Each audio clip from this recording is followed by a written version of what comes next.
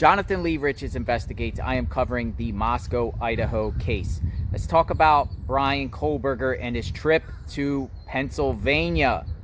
Remember, around December 13th, him and his father set off from Pullman, Washington to go back to the family home in Albrightsville, Pennsylvania.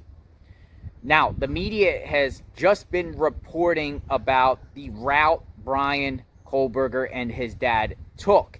And they're also saying that he vanished from law enforcement surveillance during that journey. I'm going to show you an article here, and then we are going to discuss further, because I'm going to take you down the rabbit hole and a possible theory on why Bryan Kohberger took this southern route to go home instead of taking I-90, which would have been the faster route. Check this out. So the Independent is reporting Bryan Kohberger vanished for hours while under surveillance in Idaho murders case.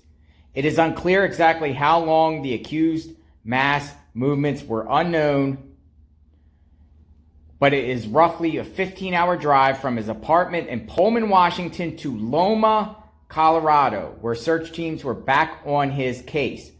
Bryan Kohberger appeared to vanish for several hours while he was under surveillance by police investigating the University of Idaho murders, it has been revealed. Surveillance teams have been tasked with keeping eyes on 28-year-old criminology PhD student after he became a person of interest in the murders of 4 college students. But in the early morning of December 13th, when he set off on a cross-country drive with his father from his apartment at Washington State University to his family home in Pennsylvania for the holidays, agents lost the accused quadruple killer. For the next several alarming hours or more, the man believed to have brutally stabbed the 4 students to death seemingly vanished.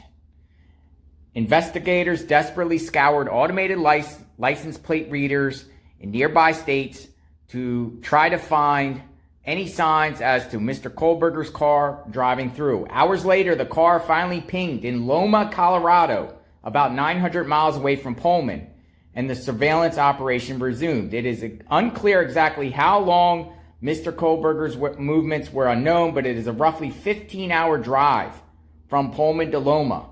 The route the father and son duo took across the U.S. was not the most direct journey, something that reportedly came at Mr. Kohberger's and for some unknown reason. His father, Michael, later told a mechanic that he had looked up the route to Pennsylvania and had found the quickest route to be down the I-90 interstate. The journey would have taken around 36 hours, but instead, Mr. Kohberger claimed that there would be wintry conditions along that route and that they should instead travel south towards Colorado at a route that added roughly 6 or 7 hours to the journey.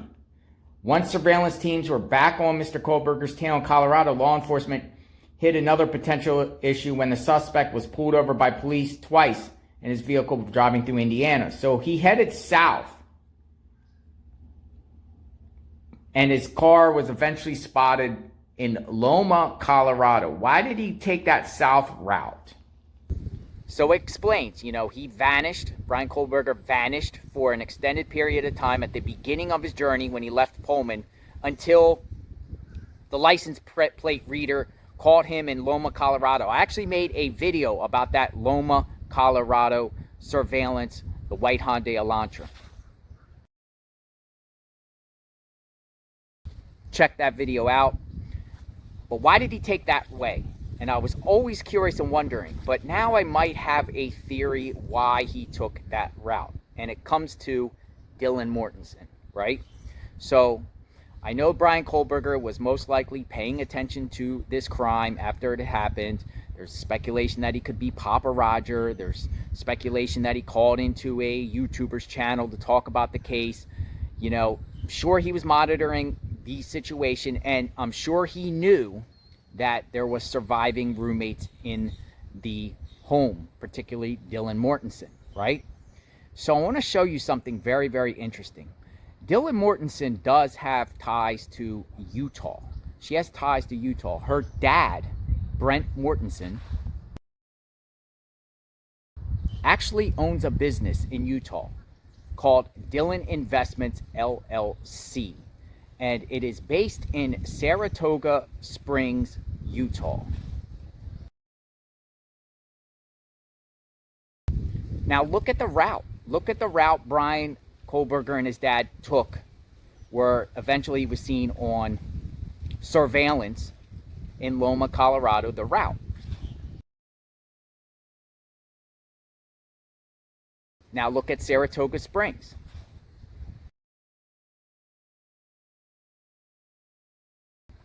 Was Bryan on his way down to Saratoga Springs or Sandy, Utah? Dillon Mortensen also has ties in Sandy, Utah, and Saratoga Springs.